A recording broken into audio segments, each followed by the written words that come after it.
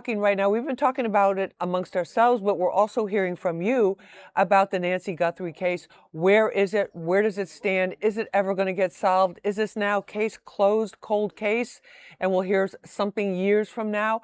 And you can't even imagine, we can't even imagine the suffering that her family is going through right now. But we brought in Arif Halaby. He's a law enforcement analyst. He's also a former LAPD investigator, to get some insight into this. Arif, thank you so much for joining us. We appreciate it. Yeah, thank you, Lisa. This is a wild case. It's got an interesting timeline so far. And then when you look at where it is now, which we don't really know where it is, but we know certainly there's been no arrest and there's been no return or discovery of Nancy Guthrie. What do you think are some of the main factors at play here? Well, I think the initial main factor that's going to impact this case for its eternity is the inability to close that crime scene. Once the sheriff opened that crime scene, that changed everything, because now evidence is in question. You're going to have some contamination, and I think some good evidence was left and probably could never be recovered. And that's something that a lot of people have talked about, because they opened up the house, which was basically in a case like that, and with your LAPD experience, and in a case like that, what would have been the normal protocol for a disappearance or what appeared to be an abduction in terms of the individual's, the victim's home? Yeah, immediately you wouldn't allow the pool man to come or the gardener to come. They're blowing away evidence. They're cigarette butts, again, gloves. Maybe they were picked up and put in the trash by the gardeners or by blown into the neighbor's yard. These kinds of things were not acceptable. And so I think that's a big part of where this happened. What we would have done, in fact, if you were 3 days out of the police academy where I taught for a couple of years, if you were 3 days out of the academy, you knew better than the sheriff of that county that opened up that crime scene. You just don't do that. And I think he just was over his skis. I don't think he's a bad person. I think he just had more than he could handle, and didn't want to, out of pride or ego, give it up to the FBI, which he should have done right off the bat. No, I was going to ask you about that, because the FBI wasn't brought in right away, and we were all sitting here, in our newsroom, going, "Wait a minute, this just doesn't make sense. They have so many resources, they have so much experience. Why not bring them in, especially in something like this that's so high profile?" How much damage did that do to the investigation? Well, that, in addition to sending it off to their own lab, remember, DNA degrades, meaning DNA, once you use a portion to test, that DNA is destroyed forever. So if you only have so much to work with, you really end up in a scenario where, if it's going to have multiple labs testing it, the amount of DNA that's available for testing starts to go away. And that can really damage, especially if it was the better DNA. Sometimes there's DNA that's less contaminated. And that's the one that they choose to use. And then that's gone forever, especially if it wasn't done correctly. And then at this point in the case, this point, more than a month since she disappeared or was taken, what kinds of developments would have to happen to give investigators a chance at a real breakthrough here? Well, there's two things that are happening at once. The family is doing things on their side. Savannah is doing very well by going out, trying to keep this in front of the media, increasing the reward to $1 million. They should have done that right off the bat, in my opinion. 20,000, 50,000, that's a joke with this kind of a high profile case, especially when they were trying to do Bitcoin for, $70,000 or $60,000. The reason you do that is you call their bluff, and Right. you say, all right, okay, guys, I get it. You're kidnapping. You didn't know what you had, maybe. Go ahead and send it off. Now, the FBI has pulled Google searches in the area, and not once, but twice had people Googled what Savannah's net worth was. But that's it.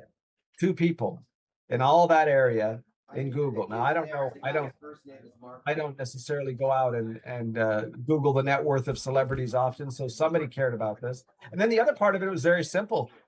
There was one time somebody Googled where Nancy Guthrie lived. So we now have those Google searches. And if that continues to develop, hopefully it does, maybe that's a lead that they're still looking on. And then it's interesting you said that about the reward, because I found that very odd too. You're talking about somebody with tremendous financial resources.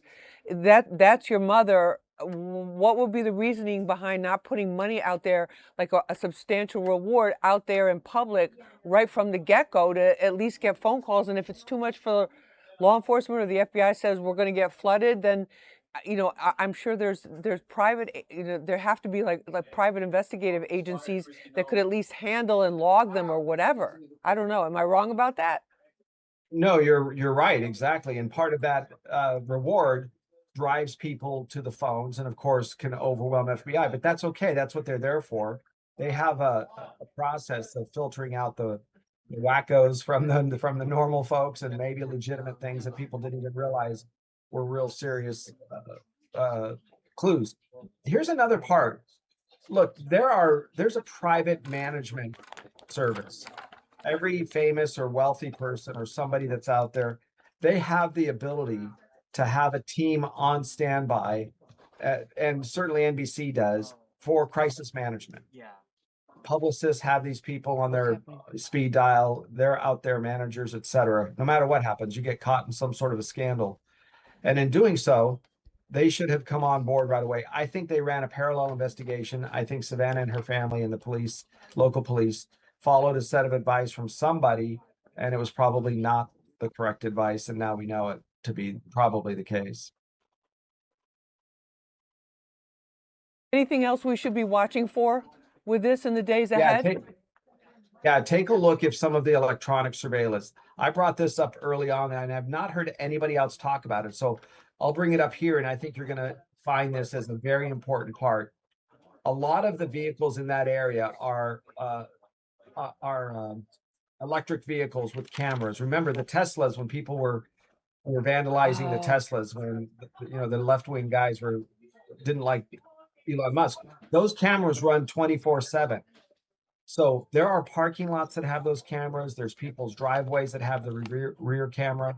So I don't think we're seeing everything. I think the cameras that are still yet to go through all of that filtering throughout that area. And that was the other thing that seemed to, I mean, when we saw the actual shots, the images of the neighborhood, of what it looked like with the brush, how far apart the houses were, that they supposedly didn't want streetlights because of light pollution at the foothills there, all of these types of things. But if there was any vehicle there, you would think that at a certain point, a vehicle coming in or out, especially when there's not that much traffic, I mean, it's not like New York or LA, if there's not that much traffic, that there would have been a traffic camera somewhere, at least on whatever's the main street that feeds to. Yeah, there's about 50 various digital cameras. 7 of them for sure are high definition. So we know that in that area. Here's another part. You had mentioned, what else might we know? I think we're forgetting that the way the suspect handled the flashlight in his mouth, he turned it off and on at ease, even though his hands were available. So it wasn't as if you and I fumbling around and we just put something in our mouth to hold it for a minute. He was very adept to handling the flashlight, and in doing so, had the ability to turn it off and on with his tongue and his mouth. And that led, in my opinion, to him probably being something in a mechanic world or manufacturing, either as an avocation or that's his job, because that's the way mechanics handle it. And that would be in line with the type of gloves that he was wearing as well, the thick black gloves that are for working on vehicles as well. Oh, because that was another thing. A lot of people thought they thought that it was just those gloves. It looked like it was rubber gloves with something thick underneath, but I haven't heard anyone say that at all. Yeah, so that's a fascinating thing. I think pay attention to that field, that career field. Either they work on cars by themselves once in a while, but he was very good at using the flashlight with his mouth and his tongue, is how you turn it off and on, and that's how they do it. So